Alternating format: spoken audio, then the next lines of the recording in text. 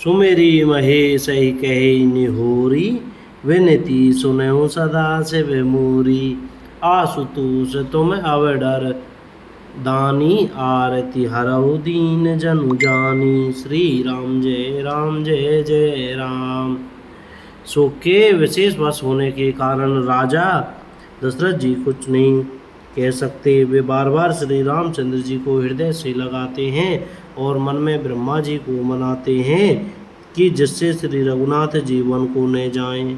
फिर महादेव जी का सिमरन करके उनसे निहोरा करते हुए कहते हैं, हे सदाशिव, आप मेरी विनती सुनिए।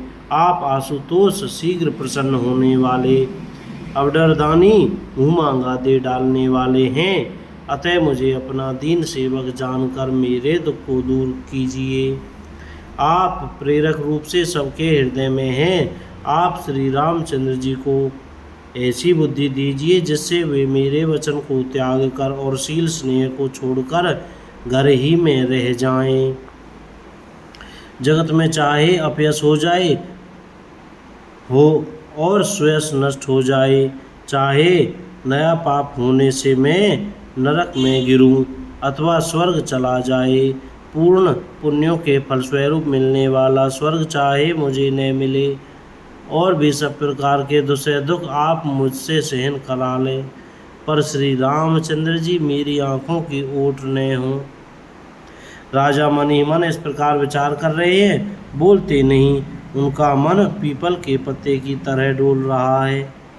श्री रघुनाथ जी ने पिता को प्रेम के वश जानकर और यह अनुमान करके कि माता फिर कुछ कहेगी तो पिताजी को दुख होगा, देश काल और अवसर के अनुकूल विचार कर विनीत वचन कहे, हे तात, मैं कुछ कहता हूँ या ठिड़ाई करता हूँ, इस अनव चित्त को मेरी बाल्यावस्था समझकर क्षमा कीजिएगा। इस अत्यंत तुच्छ बात के लिए आपने इतना दुख पाया, मुझे किसी ने पहले कहकर यह बात नहीं जनाई। स्वामी, आपको इस दशा में देखकर मैंने माता से पूछा।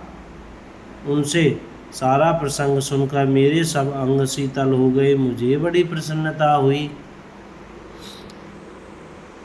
हे पिताजी, इस मंगल के समय स्नेहवश होकर सोच करना छोड़ दीजिए और हृदय में प्रसन्न होकर मुझे आज्ञा दीजिए।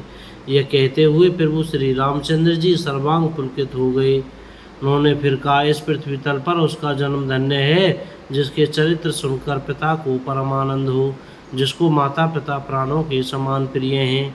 चारों पदार्थ अर्थ धर्म का मोक्ष उसके करतलगत मुट्ठी में रहते हैं। आपकी आज्ञा पालन करके और जन्म का फल पाकर मैं जल्दी ही लौट आऊँगा, अतः कृपया आज्ञा दीजिए। माता से विदा मांग आता हूँ, फिर आपके पैर लगकर प्रणाम करके वन को चलूँगा। ऐसा कहकर तब श्री रामचंद्र जी वहाँ से चल दिए। राजा ने शोकवश कोई उत्तर नहीं दिया।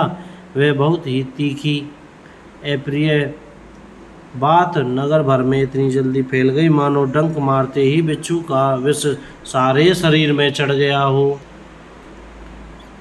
डंक मारते ही बिच्छू का विष सारे शरीर में चढ़ गया हो। इस बात को सुनकर सब स्त्री पुरुष ऐसे व्याकुल हो गए जैसे दावा नल वन में आग लगे। देखकर बेल और वृक्ष मुरझा जाते हैं, जो जहाँ सुनता है वहीं सिर धुनने पीटने लगता है। बड़ा विषाद है, किसी को धीरज नहीं बंधता। सबके मुख सूखे जाते हैं, आंखों से आंसू बहते हैं, शोक हृदय में समाता नहीं, मानो करुणा रस की सेना अवध पर डंका बजाकर उतर आई हो।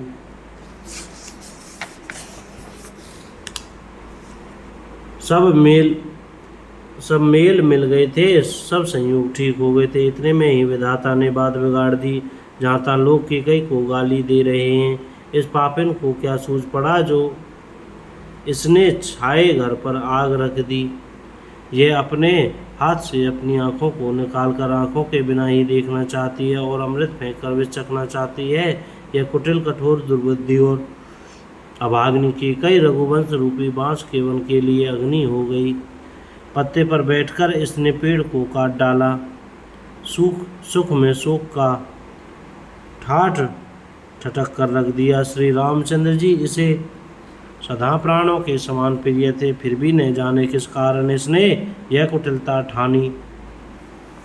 कवि सत्य ही कहते हैं, स्त्री का स्वभाव सब प्रकार से पकड़ में न आने योग्य अथवा भेद भरा होता है। अपनी परछाई भले ही पकड़ जाए, पर भाई स्त्रियों की चाल नहीं जानी जाती। आग क्या नहीं जला सकती, समुद्र में क्या नहीं समा सकता, अबला कहने वाली प्रबल स्त्री जाति क्या नहीं कर सकती, और जगत में काल किसको नहीं खाता। विधाता ने क्या सुनाकर क्या सुना दिया और क्या दिखाकर अब क्या दिखाना चाहता है। एक कहते हैं कि राजा ने अच्छा नहीं किया, दुर्बुद्धि केकई को विचार कर वर नहीं दिया। जो हट करके केकई की बात को पूरा करने में अड़े रहकर स्वयं सब दुखों के पात्र हो गए। स्त्री के विशेष वश होने के कारण मानो उनका ज्ञान और गुण जाता रहा। एक दूसरे जो धर्म की मर्यादा को जानते हैं और सयाने हैं, वे राजा को दोष नहीं देते। वे शिवी, दधीची और हरिश्चंद्र जी की कथा एक दूसरे से बखान कर कहते हैं। कोई एक इसमें भरत की संपत्ति बताते हैं, कोई एक सुनकर उदासीन भाव से रह जाते हैं, कुछ बोलते नहीं। कोई हाथों से कान मूंद कर, जीभ को दांतों तले दबाकर कहते हैं यह बात झूठ है, ऐसी बात कहने से तुम्हारे पुण्य नष्ट हो जाएंगे। भरत जी को तो श्री रामचंद्र जी प्राणों के समान प्यारे हैं। चंद्रमा चाहे शीतल किरणों की जगह आग की चिंगारियां बरसाने लगे और अमृत चाहे विष के समान ही हो जाए, परंतु भरत जी स्वप्न में भी कभी श्री रामचंद्र जी के विरुद्ध कुछ नहीं करेंगे। कोई एक विधाता को दोष देते हैं, जिसने अमृत दिखाकर विष दे दिया। नगर भर में खलबली मच गई, सब किसी को सोच हो गया, हृदय में दुसह जलन हो गई, आनंद उत्साह मिट गया। ब्राह्मणों की स्त्रियां कुल की माननीय बड़ी बूढ़ी और जो केकई की परम प्रिय थीं, वे उसके शील की सराहना करके उसे सीख देने लगी, पर उसको उनके वचन बाण के समान लगते हैं। वे कहती है, तुम तो सदा कहा करती थी कि श्री रामचंद्र जी के समान मुझको भरत भी प्यारे नहीं है। इस बात को सारा जगत जानता है। श्री रामचंद्र जी पर तो तुम स्वाभाविक ही स्नेह करती रही हो, आज किस अपराध से उन्हें वन देती हो। तुमने कभी सौतैया डहा नहीं किया, सारा देश तुम्हारे प्रेम और विश्वास को जानता है। अब कौशल्या ने तुम्हारा कौन सा बिगाड़ कर दिया, जिसके कारण तुमने सारे नगर पर वज्र गिरा दिया। बोल सियावर रामचंद्र की जय। जय श्री सीताराम। कोई गलती हो गई हो तो क्षमा कर। जय सिया।